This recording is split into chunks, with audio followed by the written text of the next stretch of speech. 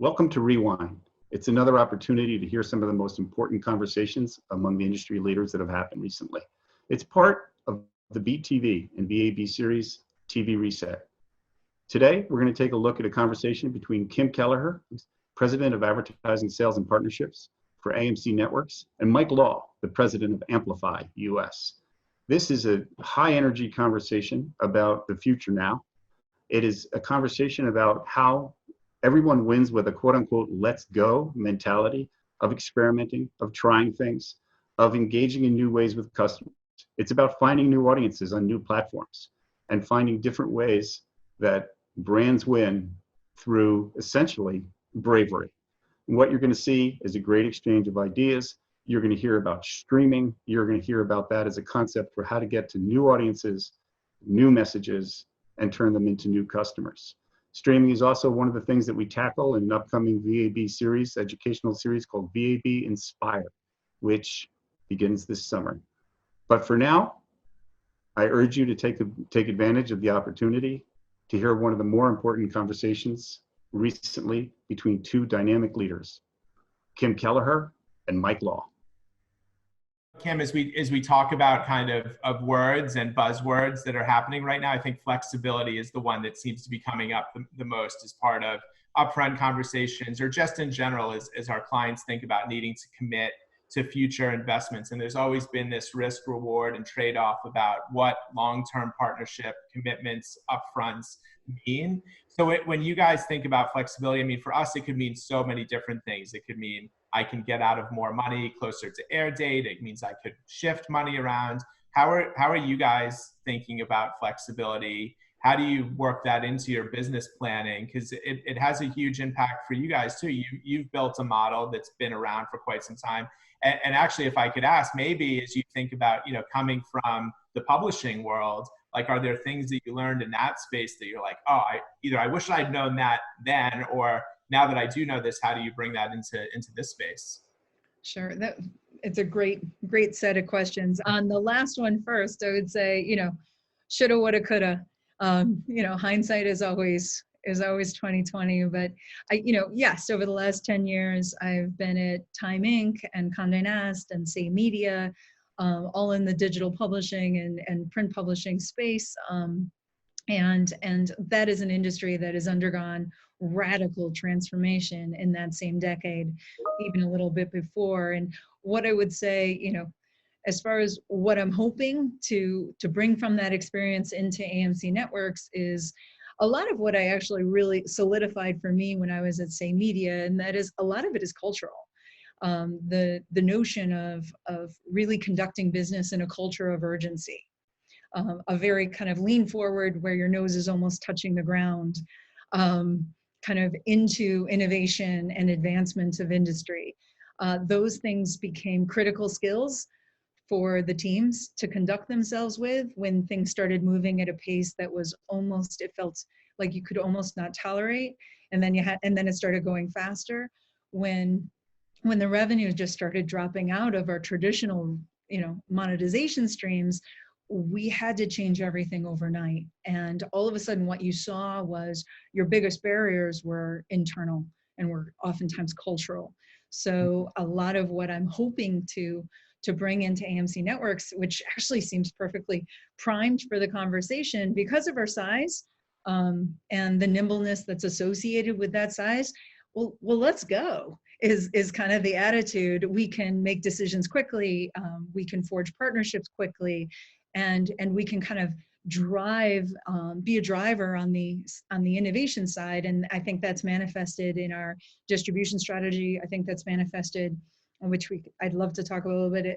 It's manifested in our buying strategy. We're not one size fits all. And frankly, the notion of us being a cable company at our core, we don't own an AVOD.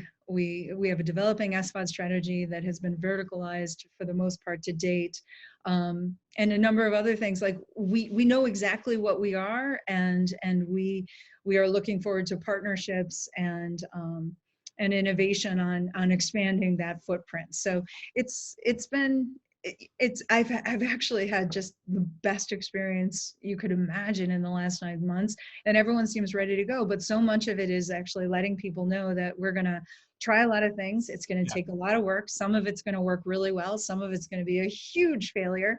All of that is great. And we're going to just and that's just going to be the way it is now moving forward. And we're all going to stay employed here or elsewhere. We're all going to have that critical skill set that you need to have to thrive in the industry. And we're going to bring each other along best we can in that wild ride. Yeah. In a way, there's like a spoil of riches for us. There are so many good ideas. And I say this a lot, like for your side, we meet with people and there's so rarely a bad idea. Like the intent of all of the change that's happening is good. Everybody's trying to find a new way to be more effective, to be more efficient, to help businesses grow. So the intent is there. And I love your sentiment about let's go. Like that's got to be the number one thing, right? Like we have to try these things. They may not be perfect. They may not be as scaled as buying a traditional unit in The Walking Dead 5 years ago where I just met, 20 million people, no problem, and I move on. Like we need to think of different ways to do that because consumers are completely viewing television and video differently. And that's only been accelerated by what's happened in the last 14 weeks. So as buyers, and I think as sellers, I've always thought them really critical that you have all three parties involved, right? We need buyer, seller, and client all at the table, mutually deciding how do we move forward. So that's partnership. Speed is critical because if we wait for the perfect solution, we will be waiting forever. Even our current measurement systems of the last 20 years across all channels aren't perfect, but they became what we traded against. So now let's change that. And let's say, ultimately, I'm trying to help my clients sell and your clients sell one more product. So how do we move that off the shelf? And I love that theory of let's go do something different. So as we think about consumers, they control all of this, right? Like they're the end game, that we need them to buy something. So let's go find them where they're watching. So as you think about your content, previous to you a little bit, but you can take some credit if you want. You put Walking Dead on Sunday nights at 9 and everybody showed up to watch it because it was buzzworthy. And I think in particular in cable, or even if you look at Netflix now, the top 10 shows, they change every day because people come in and come out and this cable network's up and this cable network's flat. And you never know like what's going to drive that. But how do you guys think about your content distribution strategy, knowing that it's not Sundays at 9, Thursdays at 8, it's just get it to as many people. So how do you think about that? Yeah, I think you're bringing up such great points. I feel like it's all of the above. So, the reality is appointment viewing, while not the norm anymore, is still hugely important to a large audience. Sunday nights, 2 million people tune in live. And they like that notion of appointment viewing. That's how they like to watch The Walking Dead. And while that number is not 10 million, it is still of substance. And we're the largest show on cable and have been for 10 years running. So that's something we still take very seriously and still very much service that audience. But to your point, finding new audiences or audiences that have cord shaved or cord cut is really essential too, because they want to see it as well. And so that onus we take on ourselves. And so, for example, we just recently, a month ago, announced a partnership with Pluto where we launched a channel just on Pluto, exclusive to them, called AMC Stories. And we released the first 5 seasons of The Walking Dead on that. That AVOD audience is a very different audience than the cable audience, the traditional cable audience. Very likely, many of them, because of their age or other demographics, never have subscribed to cable. So we look at this and so I think it's a fascinating moment in time. So when we were looking into our libraries, and like many content companies have found, that season 1 of Walking Dead is hugely valuable right now because there's a whole new audience of people that are ready to discover it. And I don't know if if you have kids in your life who have just discovered Friends or Seinfeld like my children have, but I'm like, really, you've just discovered this great new show. But we're finding the same thing with The Walking Dead and several of our other programs. People are discovering them for the first time, taking credit for that, which is totally fine, and that's tied to us being more thoughtful about where we're putting it. We launched a partnership with Reddit, where we're creating Walking Dead content for the Reddit subreddits. They lit up. So our show was on Sunday nights, to your point, live. And then as soon as it ended, after Talking Dead, we watched all the viewers still want to talk about it, and they jumped onto Reddit. So we were watching that trend, and Jen Wong and I got together and said, let's service this viewership. They want more. And so it's following those audiences, discovering new audiences, and really kind of a lot of it is the psychology, going back to the culture of letting go best you can. Obviously, contractual relationships, longstanding in some cases, are prohibitive to that and actually can guide where the program can ultimately live. But we're really working to navigate those and super serve that viewer, new or existing, best we can. And I feel like that's what you and I and our teams, our respective teams, are talking about more and more, and bringing to the clients. So it's educating them on how do we follow this viewer, and what does engagement look like, and is it good on one platform? How do we actually do the performance monitoring we need to know what's really working on these different platforms? So I'm with you 100%. And I think as long as we keep the viewer at the center, we're going to win, and we're going to figure this out together, because where the viewer is, the clients and the advertising will always follow if they can. Yeah, I agree. I think you said two things in there. I think content, it's a bit cliche, but content is king. That's what people are looking for. TV is still really powerful in its own right. Linear TV is still a tremendously powerful platform, but to grow, we do need to listen and watch what consumers are doing to find that net new reach. I think I saw one stat that said of all that growth that Nielsen was reporting in those first few weeks, 83% of it was heavy TV users just watching more, right? So how do we find the people that are going to the other platforms? And I think that's where effectiveness comes in, and things like addressability and targeting and data come in. And I know you guys have recently signed on to OpenAP. I had a chat with Evan about it a couple weeks ago.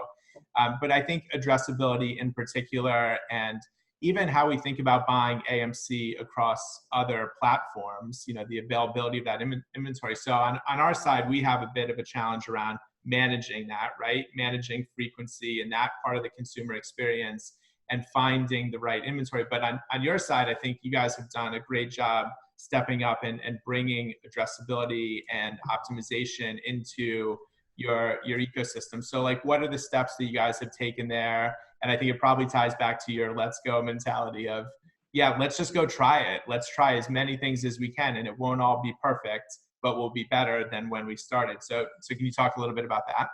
Absolutely. So I think the mentality, at least that Evan Adelman and I have, and him coming on board was a big part of this, but it's my opinion that this is not perfect yet. It's a work in progress. And if you accept that, saying there's one best way to transact, I think it's a little premature, in my opinion. So our mentality was, well, we have a viewers first mentality on distribution. Let's develop a buyers first mentality around how we transact, and not say, again, one size fits all when we're not there yet, in our opinion. So partnering around the great things that OpenAP are doing and exposing our inventory in that marketplace is key. We also partnered with Xandr on Invest TV, if that is a preferred transaction partnership. But then we also worked really hard, and we worked with you guys to onboard with M1, for example, which was also a really key component to we have nothing to kind of hide and everything to gain by trying to show how well our audience is going to perform against your KPIs. But we've got to be in the game We've got to be able to transact the way you need us to transact. And we've got to be data led and insight informed. And I feel like all of that combination is perfect. To your point, it's not great yet. Like there's still, I think duplication is a real issue. And I think that the best way to do that is to partner around it. So where are our controls? Where are your controls? And together, can we both take the accountability and responsibility of creating the best viewer experience, which ultimately will lead to the best engagement and the best performance and the most optimized and efficient buy for the client, so they do it again.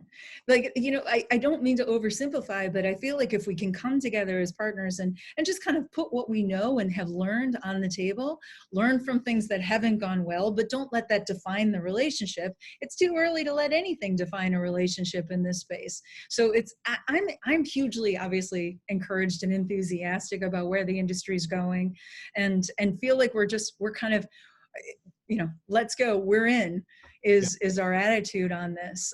It's also, you know, we're taking place in all 3 pilots on addressability. So Project Door, we're part of the Nielsen pilot group, and then we launched on addressability with Charter Cox and Comcast last week. And so it's all happening now. Yeah, I think if anything, you know, as an industry, as much as we've committed to change, we do have to be bolder. And we do have to, and again, this is why having everybody involved is so critical. It can't just be seen as a win for you, a win for us, or a win for the client. Like, it needs to be a win for everybody. There's endless opportunity. And I think that we're right at the precipice of kind of making all of that happen. And hopefully we'll continue to drive that forward together.